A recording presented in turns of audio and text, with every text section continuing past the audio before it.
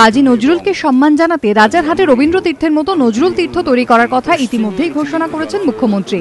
এবার নজরুলের নামে একটি আন্তর্জাতিক বিমানবন্দর তৈরির কথা ঘোষণা করলেন মমতা বন্দ্যোপাধ্যায়। শনিবার নজরুল মঞ্চে রাজ্য সরকারের তরফে নজরুল জন্মজয়ন্তী পালন করা হয়। মুখ্যমন্ত্রী বলেন, দুর্গাপুরে একটি আন্তর্জাতিক বিমানবন্দর তৈরি করা হবে। তার নাম নজরুল ইসলামের নামে করার জন্য তিনি সুপারিশ করেছেন। নজরুলকে প্রকৃত সম্মান জানানো হয়নি, এই অভিযোগে এদিন সরব হন মুখ্যমন্ত্রী। নাম না করে বামেদের দিকে অভিযোগের আঙুল তুলে তিনি বলেন, নজরুল যে মাপের কবি, সাম্প্রদায়িক সম্প্রীতি এবং মানবিকতার জন্য তিনি যে কাজ করেছেন সেই তুলনায় তিনি যোগ্য সম্মান পাননি, তার জন্য তার দুঃখ হয়। যোগ্য সম্মান পাইনি বলি কখনো কখনো আমাদের দুঃখ হয়েছে।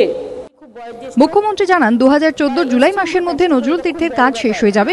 সেখানে নজরুলকে নিয়ে গবেষণার কাজ হবে। আগামী জুলাই মাসে আলিপুরের দ্বিজেন্দ্রলাল রায়ের নামে ধনধান্য স্টেডিয়াম তৈরি হবে বলেও জানান তিনি।